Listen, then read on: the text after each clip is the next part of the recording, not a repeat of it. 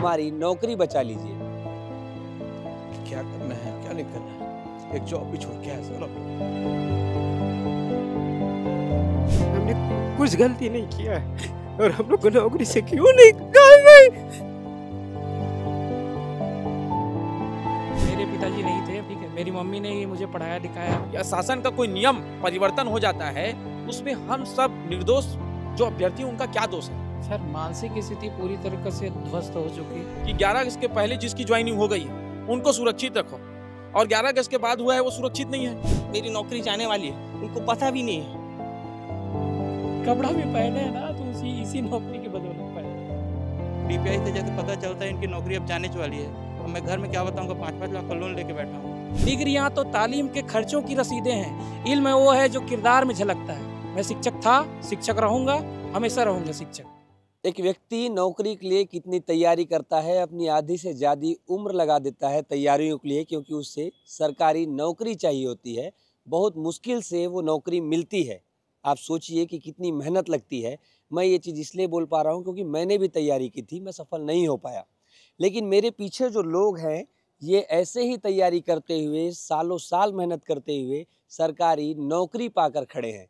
सरकारी नौकरी पाने के बाद भी अगर ये खड़े हैं, अपने हाथों में कागज़ लिए खड़े हैं कि हमारी नौकरी बचा लीजिए, सरकार से अनुरोध कर रहे हैं कि हमारी नौकरी बचा लीजिए, क्योंकि ये बीएड करके शिक्षक बने हुए लोग हैं जो कि आज सरकार से गुहार लगाने आए थे कि चाहे जैसे भी हो, चाहे जो भी रास्ता निकालिए, हमारी नौकरी बचा लीजिए। इसलिए आज मैं इनसे बात करने आया हूँ, जानने आया हूँ, समझने आया हूँ कि क्या है पूरा मुद्दा, क्या है पूरा मामला, और क्यों ये लोग अलग अलग जगह से, छत्तीसगढ़ के अलग अलग जगह से एकत्र हुए हैं रायपुर में, और सरकार से क्या गुहार लगा रहे हैं। भैया नमस्कार। नमस्कार। क्या है आप लोग का पूरा मांग, और क्या मांग लेकर आज आप लोग रायपुर आए हो? पूरा मामला शॉर्ट में समझा दीजिए। देखिए, पिछले वर्ष 2023 में छत्तीसगढ़ सरकार के द्वारा एक विज्ञापन निकाला गया, जिसमें साफ साफ स्पष्ट शब्दों में लिखा गया था। ये विज्ञापन की कॉपी मेरे पास है, जूम करके इसको देखेंगे कि इसमें स्पष्ट लिखा हुआ गया है कि सहायक शिक्षक का पद है, और न्यूनतम योग्यता में लिखा हुआ है डीएड या बीएड या डीएलएड। ये बीएड और या डीएलएड, और ये सारे अभ्यर्थी लगभग 3.5 लाख इस विज्ञापन के आधार पर तैयारी करते हैं। और ये जो विज्ञापन आया था, 4 अप्रैल को विज्ञापन आया, 10 जून को पेपर हुआ, और 2 जुलाई को रिजल्ट आ गया। और इसी बीच में एक जो है, ये सारी चीज़ प्रोसेस होने के बाद, मेरी लिस्ट जारी होने के बाद जो है, राजस्थान के मामले में सुप्रीम कोर्ट का एक फैसला आता है। उसको आधार बना करके छत्तीसगढ़ के डीएड वाले अभ्यर्थी चले जाते हैं कोर्ट में, और उसमें हम लोगों को काउंसलिंग से बाहर कर दिया जाता है। उसके बाद हम सुप्रीम कोर्ट में जाते हैं, और ये हाई कोर्ट के जो फैसला आया था काउंसलिंग से में शामिल ना होने का, उस पर रोक लगा देती है सुप्रीम कोर्ट का जो बेंच है, और उसके आधार पर शासन हमको नियुक्ति देती है। और नियुक्ति होने के पश्चात हम सभी ये कार्य कर रहे हैं। लेकिन एक जो मामला उसमें लिख दिया गया कि मामला हाई कोर्ट के निर्णय के अधीन रहेगा। और ये पीड़ा और विडंबना की बात है कि ये सारी जो प्रक्रिया हुई थी हम लोगों की, चयन की प्रक्रिया, जिसमें मेरिट पे हम लोगों ने स्थान बना करके चयनित हुए और नौकरी कर रहे हैं, वो सब जो है कोर्ट की निर्णय आने के पूर्व में हो चुका था। 2 जुलाई को हमारा मेरिट लिस्ट जारी हो चुका था, सिर्फ अपॉइंटमेंट देना बाकी था। आप सब तो कवरेज कर रहे हैं, देखते हैं सब इंस्पेक्टर का 6 साल में नियुक्तियाँ बड़ी मुश्किल से अभी मिल पाई हैं उन लोगों को, और नियुक्तियाँ देना शासन के हाथ में होता है। और 11 अगस्त के पहले अगर हमको नियुक्ति मिल जाती, वो तो शासन का है, कोई भी शासन रहे, किसी भी पार्टी के शासन रहे, प्रक्रिया में लेट हो जाता है। तो इसको एक राजनीतिक रंग दे दिया जा रहा है कि भाजपा और कांग्रेस का, जिसमें भाजपा और कांग्रेस के कोई विषय नहीं है। ये पूरा जो है एनसीटी 11 अगस्त वाला क्या बोले आप? 11 अगस्त के पहले नियुक्ति हो जाती है, वैसा सुप्रीम कोर्ट ने निर्णय दिया है। हाँ, सुप्रीम कोर्ट ने पहले तो बीएड वालों का अवैध बता दिया गया, लेकिन जो है मध्य प्रदेश सरकार जो है पुनः सुप्रीम कोर्ट जाती है, एक याचिका लगाती है जिसमें मॉडिफिकेशन होता है, उसमें सुधार कर दिया जाता है जजों के माध्यम से कि 11 अगस्त के पहले जिसकी ज्वाइनिंग हो गई है उनको सुरक्षित रखो, और 11 अगस्त के बाद हुआ है वो सुरक्षित नहीं है। अच्छा, ये तो दुर्भाग्य है हम सब लोगों के लिए। और आप लोग जो है जुलाई में आप लोग का मेरिट लिस्ट जारी हो गया था। जारी हो चुका था। तो एक तरीके से हम सब ने जो तैयारियां की, भारत सरकार का जो राजपत्र है, एनसीटी सबसे बड़ी इकाई है, कोई शिक्षक बनेगा उसके लिए क्या अर्हता होती है, क्या मापदंड है, ये पूरे जो नियम के लिए जो एनसीटी जो नियम बनाया कि बीएड वाले 1 to 12 पढ़ा सकते हैं, और 2018 में बाकायदा राजपत्र में प्रकाशित किया। और उसी नियम के आधार पर चाहे मध्य प्रदेश हो, छत्तीसगढ़ हो, राजस्थान हो, यूपी हो, बिहार हो, पश्चिम बंगाल हो, हिमाचल, सारे राज्य ने विज्ञापन निकाला और बीएड वालों को शामिल किया, और नियुक्तियां हुई बाकायदा मेरिट में आने के बाद। और अचानक शासन का कोई नियम परिवर्तन हो जाता है, उसमें हम सब निर्दोष जो अभ्यर्थी उनका क्या दोष है? नियम परिवर्तित कैसे होता है कि डीएड वाले पात्र होंगे और बीएड वाले पात्र नहीं होंगे? जी, इसमें यह है कि जो एनसीटी ने नियम बनाया उसके आधार पर हमारी नियुक्तियां हुई। अब बाद में वो कोर्ट में चैलेंज हो जाता है, जिसका हमारे विज्ञापन में किसी प्रकार का उल्लेख नहीं था। ये मामला जो है माननीय यहाँ पर निर्णय के अधीन रहेगा, ये किसी प्रकार से विज्ञापन में उल्लेखित नहीं है। तो एक जो अभ्यर्थी है विज्ञापन के आधार पर तैयारी करते हैं, उसी के आधार पर मैंने तैयारी की। अब तो मुझको ऐसा लगता है कि भारत सरकार की जो संस्थाएं हैं चीट फंड कंपनी की तरह काम कर रही, हसीन सपने दिखाती हैं कि आप इसको करेंगे तो ये नौकरी हासिल कर सकते हैं इस योग्यता के आधार पर, और कोर्ट में वो पिट जाता है।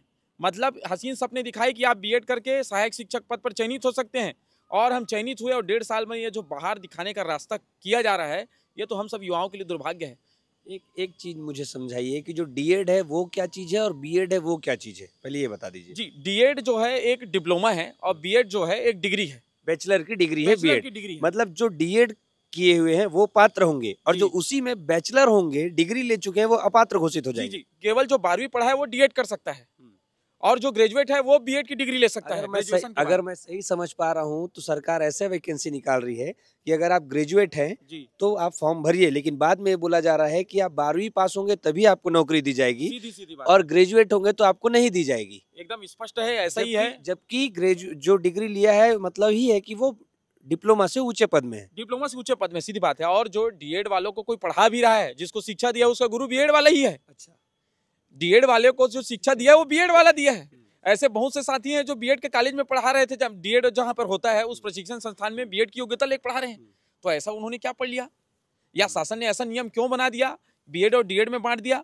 ये तो सीधे सीधे जो शिक्षा में माफिया राज चल रहा है, मैं स्पष्ट कड़े शब्द में कहना चाहूंगा। एक चीज और था कि ये जो पहले इसमें राजपत्र में ऐसा कोई भी उल्लेख नहीं था इस चीज का, जब इसका आया था, ज्ञापन आया था, तब ऐसा कोई उल्लेख नहीं था। कोई उल्लेख नहीं था। एनसीटी ने बोला तो राज्यों ने उसके नियम का पालन किया और विज्ञापन निकाला।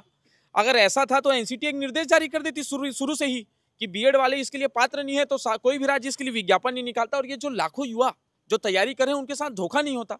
तो सीधे सीधे ये शासन का, सिस्टम की नीतियों का गलती है, उसका खामियाजा जो है एक आम युवा भुगत रहा है। एक तो बड़ी मुश्किल से वैकेंसी आती है, उसके लिए तैयारियां करते रहते हैं, और ऐसा ये कोर्ट के मामले के चक्कर में ये पिट जाएगा। अगर युवाओं की नौकरी जो भविष्य अंधकार हो जाएगा। ऐसे बहुत सारे युवा सरकारी नौकरी छोड़ करके आए हैं, उच्च प्रतिष्ठान में काम कर रहे थे। कब से आप लोग कर रहे हैं ये पूरा, मतलब कब से ज्वाइनिंग हो गई, कब से काम कर रहे हैं आप लोग? लगभग हम लोगों को 14 महीने कार्यरत हो गए, लगभग 1.5 वर्ष का पूरा होने वाला है। कब से आपको पता चला कि इसमें कोई संकट के बादल घिरे हुए हैं? ये संकट के बादल जब हम लोगों को नियुक्ति पत्र दिया गया, जब ज्वाइनिंग कर लिए, ऐसे बहुत सारे केस चलते रहते हैं, मामले अलग अलग मामले चलते रहते हैं, कोर्ट केस रहता है, तो ऐसा कभी नहीं हुआ है कि सरकारी नौकरी ज्वाइन करने के बाद किसी को निकाल दिया गया होगा। तो ये पहला मामला होगा कि हम लोगों के ऊपर ऐसा संकट आया है, और ये संकट सरकार जो है अपने स्तर पर हल कर सकती है। हाई कोर्ट में जब सुनवाई हो रही थी तो टिप्पणी के दौरान जो है माननीय नरेंद्र व्यास जो न्यायाधीश हाई कोर्ट में, उन्होंने कहा कि नौकरी से निकालना किसी का समस्या का समाधान नहीं है, ये 3000 व्यक्तियों का सवाल नहीं है, परिवार का सवाल है। सरकार अपने स्तर पर समाधान कर सकती है। सुप्रीम कोर्ट में भी ये जब मामला चल रहा था तो माननीय जजों ने पूछा कि इनके लिए सरकार क्या कर सकती है, कोई समायोजन कर सकती है किसी पद पर, तो ये बार बार पूछा गया, लेकिन संतुष्ट रूप से जवाब नहीं मिला गया। इस कारण एक तरफा निर्णय आया है। इसके लिए हम सब पीड़ित हैं। आज पूरा छत्तीसगढ़ का युवा पीड़ित है, 2900 परिवार पीड़ित है। आप इसके लिए मैं तो यही मांग करता हूँ माननीय मुख्यमंत्री जी से कि 1 वर्ष सुशासन का पूर्ण हुआ है, आज बता रहे हैं, तो सुशासन में जो जनादेश मनाया गया है, तो जो इसमें जनादेश है, जो छत्तीसगढ़ के भाग्य निर्माता है वो युवा ही है, और कहीं न कहीं शासन के निर्माण में, सरकार के निर्माण में युवाओं का सबसे बड़ा योगदान है। और युवा इस तरह से अगर ठगे जाएंगे, किसी के भी शासन में हो, और पार्टी का राजनीतिक रंग देकर के अगर हमको ऐसे सवाल पूछे जाएंगे कि ये कांग्रेस की गलती है, तो मैं तो पूछता हूँ कि 2 काउंसलिंग, ये सहायक शिक्षक पद की 2 काउंसलिंग जो है कांग्रेस के काल में हुआ, और जो 2 काउंसलिंग है भाजपा के काल में हुआ, तो 2 काउंसलिंग जो भाजपा के काल में हुआ है, तो उसके लिए दोषी कौन है? कौन सी सरकार दोषी है? इसके शासन में जो बैठे हैं, सत्ता में जो सत्ताधीन है, वो जवाब दें। मैं पूछना चाहता हूँ। बड़ी दुख की बात है, आज मेरा पूरा परिवार जो है सड़क पर आ गया है। मेरी माँ रोते रहती है कि ऐसे सरकारी नौकरी पाने के बाद बेटा हसीन सपने तुम्हारे लिए देखे थे, छोटी बहन का तुम शादी करोगे और घर परिवार अच्छा से चलेगा। मैं एकदम सच्चाई बताता हूँ, पिताजी एकदम गरीब थे। बड़ी मुश्किल से हम लोग अपनी भोजन के लिए रोटी की व्यवस्था करते थे। जो छानी टपकता रहता है खपरेल वाला, जब बारिश आती है ना, तो लोग बाहर निकल के घूमने जाते हैं, बारिश में भीगना चाहते हैं। जब बारिश आता था, बरसात का मौसम, तो हम लोग दुखी हो जाते थे कि अपना जो पलंग कहाँ पर लगाएंगे, कहाँ पर कौन से गंजी का भगोना को रखना पड़ेगा और कहाँ से हमारे पलंग को हटाना पड़ेगा। हे भगवान, रात को पानी नहीं गिरे, वरना हम सब की सोएंगे कैसे, हमारा नींद हराम रहता था। उस स्थिति में मेहनत के साथ मैंने तैयारी किया और इतनी मेहनत की कि कभी भी मेरा जो भविष्य जीवन में सुधार होगा, लेकिन जो सिस्टम का शिकार मैं हो चुका हूँ। और इसके लिए कौन जिम्मेदार है? क्या एनसीटी को सजा मिलेगी? क्या सरकार इसके लिए कोई सुधार करेगी? हम लोगों के साथ न्याय करेगी? मैं तो प्रार्थना करता हूं कि हम सबके साथ न्याय करें और ये जो लोकतंत्र पर जो आस्था है वो ना टूटे और सारे युवा जो है अच्छे तरीके से समाज में जो शिक्षक हैं कलम ही रखें और कलम के माध्यम से समाज को बदलने का काम करेंगे। धन्यवाद। अभी आप लोग को ये पता चल गया है कि डीएड वालों को नौकरी देने के लिए आदेश हो चुका है। कैसा है अभी आप लोग की, क्या स्थिति है, क्या कर रहे हो आप लोग, और आज यहाँ पे क्यों एकत्रित हुए थे, क्या हुआ है पूरा बताइए। सर, मानसिक स्थिति पूरी तरीके से ध्वस्त हो चुकी है। क्या कर सकते हैं ये कैसे पहले से बता दें हम? कोई रोड मैप तो नहीं है कि हम लोग चालू कर देंगे भविष्य में क्या होगा, हमारे साथ क्या हो जाएगा, उसको हम लोग लिख के थोड़ी रखते हैं कि हमारे साथ क्या हो जाएगा। मैं बचपन से ही बहुत कुछ प्रताड़ना झेलते आया हूँ सर। मेरे पिताजी नहीं थे, मैं छोटा था बहुत, ठीक है। मेरी मम्मी ने ही मुझे पढ़ाया लिखाया। मैं खेत भी गया हूँ, खेत में मैंने धान काटा है यहाँ तक की। और उसके बाद एक शिक्षक थे, उन्हीं को देखकर भी मैं शिक्षा विभाग में आया। मेरी मम्मी भी मुझे शिक्षक बनाना चाहती थी। अच्छा, मैं कोचिंग बच्चों को पढ़ाता था। उस टाइम से मैं पढ़ाना चालू कर दिया था छोटे से ही, और ख़ुद ही पढ़ता था। वहाँ से मैं यहाँ आया हूँ सर। दंतेवाड़ा में मैं पदस्थ हूँ। वहाँ रोज़ पहले जाता हूँ बच्चों को। पहले वहाँ संख्या बहुत कम थी स्कूल की, रोज़ जाता था। उसके बाद रोज़ उनको कुछ न कुछ लुभावना, अलग अलग चीज़ें करके, उनके साथ काम करके, उनको बुला के संख्या बढ़ाई हम लोगों ने। और एकाएक ये चीज़ें आएगी नहीं सर, तो मैं दिमागी हालत से तो एकदम हताश हो चुका हूँ। क्या करूँगा वो कुछ समझ नहीं आ रहा है सर मुझे। अभी जब ये पता चला है कि ऐसा कुछ हो सकता है, उसके बाद आप लोग क्या कर रहे हैं, किनसे मिले और क्या आप लोग को बोला गया, ये भी बता दीजिए। हमने सभी से मुलाकात कर ली सर। लगभग सभी मंत्रियों से मुलाकात कर ली। उनसे बस आश्वासन मिलता था। आज वो भी ख़त्म हो गया। आज मतलब कभी भी टर्मिनेशन का आदेश आ सकता है। उसके बाद क्या होगा किसके साथ, उसका जवाबदारी हम नहीं ले सकते, सरकार को ही लेना पड़ेगा उसके बाद। मैं स्थानीय भाषी क्षेत्र में काम कर रहा था जहाँ, तो किसी भी शिक्षा विभाग की शिक्षा क्षेत्र में काम करने की ये पहली पहल होती है कि मातृभाषा में शिक्षा दिया जाए। इसमें बीएड में ये होता है कि 2 महीने की ट्रेनिंग होती है सर। वो ट्रेनिंग में भी ये नहीं सिखाया जाता कि गोंडी भाषी क्षेत्र में गोंडी पढ़ाना है तो आपको गोंडी की ट्रेनिंग दे दूँ। मैं पहले गया तो मैं भाषा से वहाँ तकलीफ हुआ मेरे को, तो मैं वहाँ जाके पहले गोंडी भाषा सीखा। एंड वोंड रेंड मुंड नालुंग सयुंग सारुंग, ये 1 2 3 4 करके ये गिनती है सर वहाँ की। उसके बाद डोडा मिंदे, जुम्मा मिंदे, खाना खाया क्या, सब्जी खाई का, ये सब चीज़ें बतानी पड़ती थी उनको। पहले गोंडी में सिखाता था, फिर हिंदी में सिखाया, फिर इंग्लिश में सिखाया। तो अलग अलग तरीक़ों से उनको तैयार किया हूँ सर। ऐसे हर व्यक्ति मतलब केवल एक ही डिग्री के हिसाब से नहीं होता।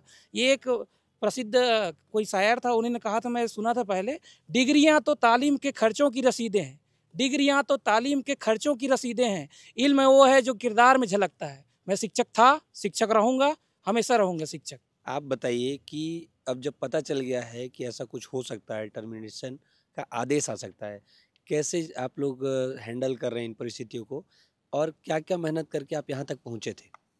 सर, जैसे पता चला कि टर्मिनेशन के लिए 14 दिन बाकी है, तो क्या बोला जाए, रात भर नींद नहीं आती। आ जाना था सुबह से, हम लोग आ गए हैं एकदम सुबह से। घर में फैमिली है और अभी रात को जाएंगे, पता नहीं कितने बजे पहुँचेंगे। अभी घर में भी नहीं बता पाते कि क्या करना है क्या नहीं करना है। एक जॉब भी छोड़ के आए सर हम लोग। ऐसे नहीं सर, हम लोग बहुत मेरिट वाले बहुत तैयारी करके बहुत तैयारी की है सर हम लोग। एक जॉब छोड़ के आए हैं, अब जॉब लगेगी नहीं लगेगी पता नहीं। घर से कॉल आता है कंटिन्यू, क्या कर लो, झूठ बोलते सर, नहीं मम्मी जॉब रहेगी, हम लोग कर रहे हैं मेहनत। आ जाए सर सुबह हम लोग फुल प्रयास किए, सभी से मिले, मंत्रियों से, विधायकों, ऐसा कोई व्यक्ति नहीं जिससे ना मिले हो। बता रहा हूँ सर, हर व्यक्ति से मिले, हाथ जोड़े हैं, पाँव जोड़े हैं। जीवन में कभी भगवान के सामने गला वो कहीं नहीं की, लेकिन ये जॉब इतना मेहनत के बाद लगा है सर, ऐसे छोड़ना पता नहीं सर, आत्मसम्मान की बात है। मेरे दोस्त भी सर अच्छे अच्छे पोस्ट में, ऐसा नहीं कि नहीं है, मेहनत की है, मैं भी पहुंचा, बहुत टाइम लगा थोड़ा सा, लेकिन आज उम्र भी निकल जाएगी सर। अब बताइए कि एक उम्र निकलने के बाद आप क्या कर सकते हो? किसी की भी जॉब चली जाती है, किसकी वजह कौन है सर? मैंने तैयारी किया, नियम देखा, पूरा तैयारी किया ना सर। कोई भी व्यक्ति हो, अगर आप तैयारी करते हो तो आपको लगेगा ना कि जॉब मिल जाए। सर एक टाइम था जब बीएड की डिग्री नहीं थी, लेक्चरर में सिलेक्शन हो गया था, लेकिन ये था कि हाँ चलो यार मेरे पास डिग्री नहीं है। आज डिग्री मिली, ले देख नियुक्ति मिली, जैसे भी अच्छे तरीके से हमको उम्मीद है सर चलो लाइफ अच्छी बनेगी, शादी हो गया बढ़िया है, लाइफ भी अच्छी रहेगी, है ना। वाइफ वहाँ वेट कर रही है, रात भर अकेले है, सुदूर जंगल में है। ये उम्मीद से हाँ बीच बीच में हर आधा घंटा कॉल आता है, मैं कॉल करना पड़ता है कि भाई हाँ ठीक हो, कहाँ हो, क्या हो, कैसे हो। सुबह निकलते हैं, रात को जाते हैं। स्कूल गए सर, सब स्कूल जाते हैं, बच्चे पूछते हैं सर कल क्यों नहीं आए थे। अब उनको क्या बताएं, हम अपने आप को नहीं बता पा रहे हैं सर कि ये हो रहा है, उन बच्चों को क्या बताएंगे। अपने घर वालों को झूठ बोल रहे हैं कि चलो ठीक है ठीक है। कई बार वीडियो भी आ जाते हैं सर आपके माध्यम से, किसी के माध्यम से, फिर उन लोग सोच में पड़ जाते हैं कि क्या हो गया बेटा, क्या कर रहे, इतना क्या जरूरी है? सर ये जॉब हमारी प्रतिष्ठा का सवाल है सर। पैसा हो ना हो, आदमी भीख भी मांग लेते हैं, लेकिन प्रतिष्ठा कोई नहीं मांग सकता सर। खुद ही मैं सवाल नहीं पूछ पा रहा हूँ आप लोग से, लेकिन फिर भी क्या मांग लेकर आप लोग यहाँ पे आए हैं और क्या आप लोग को कहा गया है वो बता दीजिए। सर मैं बस इतना कहना चाहता हूँ सरकार से गुहार लगाता हूँ कि जैसे भी करके हमारी नौकरी सुरक्षित करें सर, क्योंकि हमारी कोई भी गलती नहीं है, हमने कुछ गलती नहीं किया है और हम लोग को नौकरी से क्यों नहीं निकाल।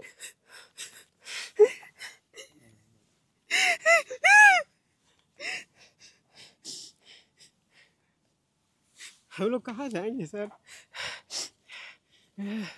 अगर नौकरी से निकल गए, मेरे गांव में मैं अकेला सहायक शिक्षक के रूप में चयनित हुआ हूँ। अगर नौकरी से जाने के बाद गांव में मेरे को पूछे या मेरे मम्मी पापा को कोई पूछे कि तोर बेटा की जॉब कैसे निकल गई, तो वो लोग क्या जवाब देंगे? आज ये कपड़ा भी पहने ना सर, हम लोग राजा राठी घर के नहीं है, कपड़ा भी पहने हैं ना तो इसी नौकरी की बदौलत पहने। इसको कोई बड़ा मुद्दा बना के हम लोग नहीं बोल रहे, हम लोग जो दिल की बातें हैं वो बोल रहे। सर मैंने जब बीएड किया तो सबसे पहले नियम देखा, नियम में साफ साफ यही था कि वर्ग 1, 2, 3 तीनों के लिए आप पात्र हो, तब मैंने बीएड किया सर, है ना। अब बीएड करने के बाद मैंने सीटेट का जब फॉर्म निकला उसमें भी था कि वर्ग 2, वर्ग 3 दोनों का अलग अलग टेट होता है, तो वर्ग 2, वर्ग 3 दोनों के लिए पात्र थे। तब मैंने टेट का एग्ज़ाम दिलाया, टेट के लिए मेहनत किया, पैसा लगाया, समय दिया, उम्मीद लगाया मैंने, तब जाके टेट निकला। उसके बाद सीजी टेट का भी पेपर हुआ, उसमें भी सेम चीज़ सर मैंने मेहनत किया, तब जाके टेट निकला। उसके बाद भर्ती परीक्षा हुआ, उसमें भी साफ साफ विज्ञापन में था कि बीएड और डीएड दोनों पात्र थे, तब जाके मैंने पेपर दिलाया। पेपर के बाद मैंने अच्छा स्कोर किया सर, रिजल्ट आया उसमें। अब उसके बाद नौकरी मिली मेरे को। अगर नौकरी से मेरे को निकाला जाएगा तो सर मैं अब कहाँ जाऊँगा? मेरे घर वाले सर, मेरे घर वालों के ऊपर क्या बीतेगी सर? उन लोग कॉल करते हैं, कुछ भी देखते हैं वीडियो तो क्या कुछ हो रहा है करके। उन लोग मेरे को समझाते हैं बेटा कुछ नहीं होगा, सरकार बचाएगी बोलते हैं, तो ईमानदारी से पढ़ाया कर बोलते हैं। सर हमारे अभी 5वीं कक्षा से 3 लोगों का सिलेक्शन हुआ सर, मैं ही पढ़ाता था सर उन लोग को, और हमारे सीनियर सर लोग का भी मार्गदर्शन था, लेकिन मैंने भी तैयारी करवाई थी सर। 3 लोग का नाम बता भी सकता हूँ, एक प्रियांशु मंडावी था, एक प्रियांशु सांडिलिया, हर्षिता सांडिलिया, और एक और ज्योति सरोज करके था। 3 लोग थे सर। इस ये कागज़ लेके खड़े हैं इसमें लिखा है कि हमारी क्या गलती है, 3000 शिक्षकों के साथ घोर अन्याय क्यों, समायोजन अथवा इच्छा मृत्यु। ये समायोजन अथवा इच्छा मृत्यु ये मांग आप कर रहे हैं, क्या है, क्या सोचकर आए हैं आप लोग और क्या कर रहे हैं? सर जैसा कि आपने देखा सर, हमारे समाज में हमेशा से ये बताया गया है कि लड़कों को मजबूत बनने के लिए कि तुमको रोना नहीं है बेटा, लेकिन आज हम लोग रोने की स्थिति में है ना, तो ये ऐसे ही नहीं हम लोग रो रहे हैं। एक लड़का कभी ऐसे ही नहीं रोता, हमारे ऊपर हमारे परिवार की जिम्मेदारी है। मैंने ये नौकरी सिर्फ अपने लिए नहीं लगाई है, अपने लिए पढ़ता तो मैं कभी नौकरी नहीं लगा पाता। अपने परिवार के लिए, अपने दोस्तों के बीच सम्मानपूर्वक ज़िंदगी जीने के लिए मैंने ये नौकरी लगाई थी। अब आप ही बताइए, एनसीटीए एक नियम बनाती है, सरकार की संस्था है, सुप्रीम कोर्ट उसको रद्द कर देती है। अब आदमी एनसीटीए के गजट को देखकर ही तो पढ़ाई करेगा। एक युवक गजट को देख करके पढ़ता है और उसको सुप्रीम कोर्ट रद्द कर देती है। इसमें बीच में हम क्यों पिस रहे हैं? हमारी इसमें क्या गलती है? अगर ऐसे ही गजट के ऊपर गजट रद्द होते गए तो आने वाले भविष्य में क्या इस गजट की वैल्यू रह जाएगी जो हम लेकर के घूम रहे हैं? बेरोजगारी का स्तर इतना बढ़ गया है इस प्रदेश में, और एक तो आज ये स्थिति है कि 1.5 साल से हम लोग कार्यरत हैं, हमको निकाला जा रहा है, फिर वही बेरोजगार की स्थिति। अंधकारमय जीवन से निकल करके हम आए थे अपने परिवार को, कोरोना के बाद से किसी की भी स्थिति सही नहीं है सर। हम लोग आज नौकरी लगा करके आए हैं, हमारी स्थिति एकदम गंदी थी, इसलिए हम लोगों ने मेहनत की और ये नौकरी लगाई है हमने। और आज ये स्थिति आ गई है कि फिर उसी हमको अंधकार में भेजने को सोच रहा है सिस्टम। यहाँ पर हम किसकी गलती माने? यहाँ पर हाईकोर्ट की गलती माने, सुप्रीम कोर्ट की गलती माने, या सरकार की गलती माने? कौन हमको सुनने आएगा? कौन हमको बचाएगा? हमारी जीविका यहाँ पर जाने वाली है, हमारी जीविका कौन देगा? सरकार से मैं पूछता हूँ। मैं आज कमाने लग गया, ये जो पहने हैं मैंने कपड़े ऊपर से लेके नीचे तक, ये अपनी नौकरी से कमा करके पहने हैं। कल तक मैं अपने पापा से मांग मांग के पैसे चलता था, आज वो भी सम्मानपूर्वक जिंदगी जी रहे हैं कि चलो मेरा बेटा खड़ा हो गया आज अपने पैरों पे, और आज मेरी जीविका छीन जाएगी, फिर मैं वहीं चले जाऊंगा। आप नक्सलियों को उठा उठा करके मुख्य धारा में लेकर के आ रहे हैं, और आज इतना युवा आज पीड़ित है, हमको मुख्य धारा से निकाल करके फिर वहीं गर्त में भेजना चाह रहे हैं। फिर हमारे पास आएंगे कि नहीं बेटा तुमको ये छोड़ना है, मुख्य धारा में आ जाओ। तो ये क्या साइकिल चल रहा है? मुझे ये समझ में नहीं आ रहा है। किसी को मुख्य धारा में ला रहे हो और किसी को वहीं पर भेजने की तैयारी आप लोग कर रहे हैं। तो ये तो हमारे समझ से परे है। इतने सारे 2,896 यहाँ पर युवाओं की ज़िंदगी का सवाल है। आज आदिवासी बाहुल राज्य है सर। मैं आदिवासी नहीं हूँ, लेकिन मैं इस भर्ती में बताना चाहता हूँ 1500 से ज़्यादा आदिवासी हैं इसमें। आदिवासी बाहुल राज्य है, हमारे मुखिया खुद आदिवासी हैं। इतने सारे आदिवासियों की नौकरी छीन जाएगी, बड़ी मुश्किल से उन लोग पढ़ते लिखते हैं, यहाँ आते हैं। क्या करेंगे हमारे प्रदेश के मुखिया? ये जवाब देना पड़ेगा उनको।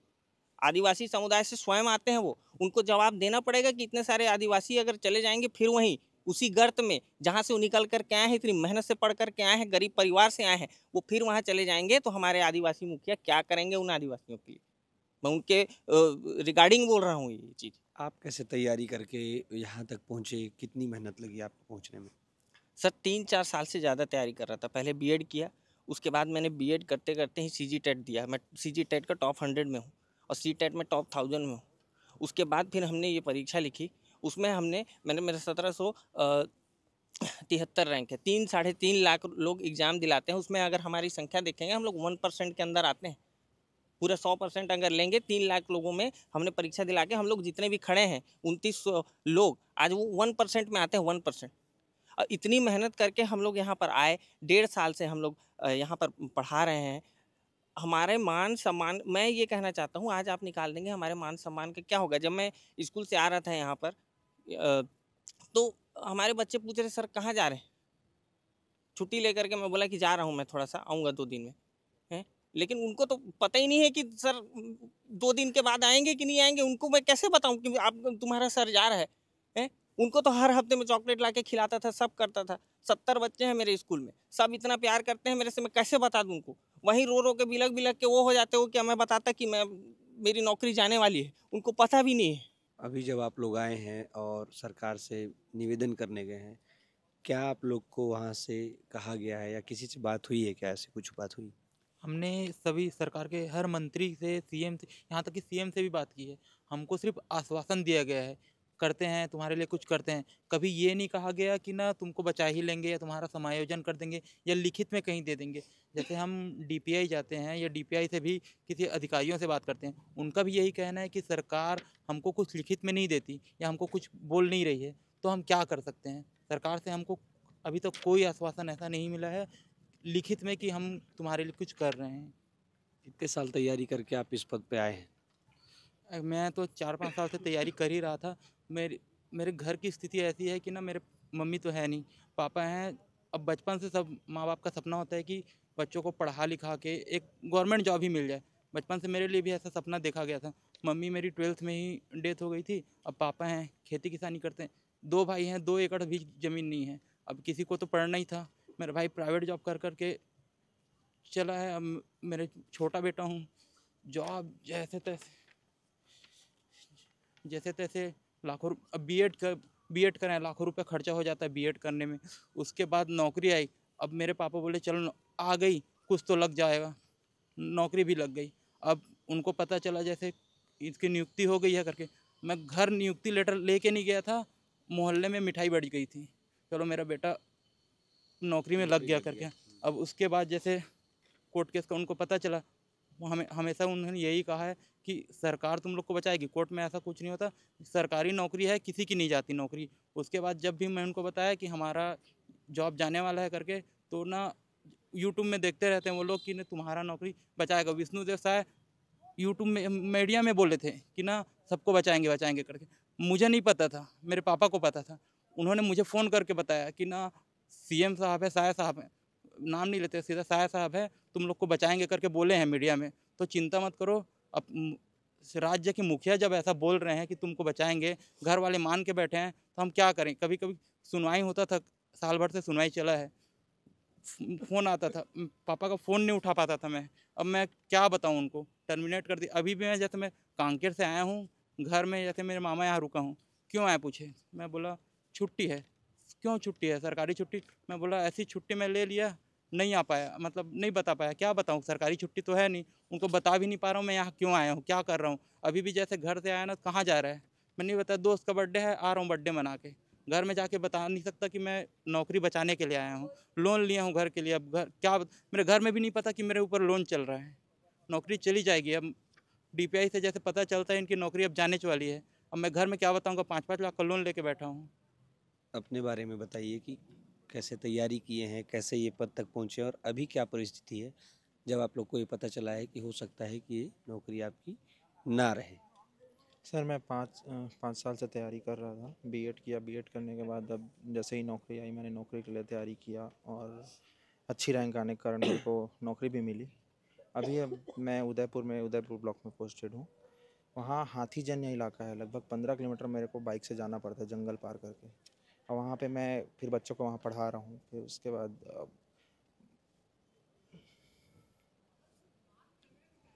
सर हम वहाँ बच्चे का भविष्य बनाने के लिए जाते हैं, है ना, वहाँ बच्चों का हम भविष्य निर्माण कर रहे हैं एक तरीके से। लेकिन अभी यहाँ पे हमको अपना ही भविष्य अंधकार में दिख रहा है। इतना मेहनत करके आए हैं और अच्छा रैंक लाए हैं, पढ़े हैं, ऐसा तो नहीं कि हम इलीगल तौर पे आए हैं। इलीगल तौर पे तो हमने, पानी पी लीजिए आप। इलीगल तौर पे नौकरी तो नहीं कर रहे हैं ना, लेकिन अब इसमें हमारी क्या गलती बताइए। हमने नोटिफिकेशन के आधार पे तैयारी की, सारी चीज़ें करी, उसके बाद फिर अचानक से हमको ये बोल दिया जा रहा है कि आप लोग अपात्र हैं, आप लोग को निकाल देंगे, तो ये तो गलत है। और सरकार से मेरा यही अनुरोध है कि कुछ भी करके हम लोगों को जैसे भी बस नौकरी में रहने दे, ताकि अब देखिए मेरे घर में मेरे माता पिता सीनियर सिटीज़न हो गए हैं, लगभग मेरे पिताजी की उम्र 64 साल है और माता की उम्र 58 साल। तो अब वो इस पोजीशन में मेरे को नहीं है कि और आगे बढ़ा पाएंगे, या तो मेरे खुद में काम करके कुछ करना पड़ेगा। और अभी 1 साल से हम लोग नौकरी में हैं तो किसी और परीक्षा में दिला नहीं पा रहे हैं, क्योंकि आचार संहिता के कारण हम लोग परीक्षा भी नहीं दिला पाए।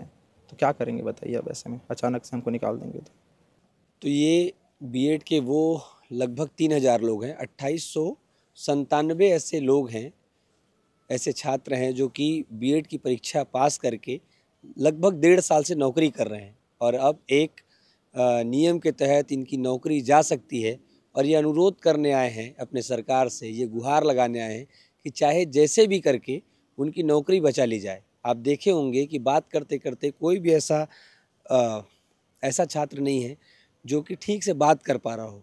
बोलते बोलते उनके आंखों से आंसू निकल जा रहे हैं, वो अपने बात भी कंप्लीट नहीं कर पा रहे हैं।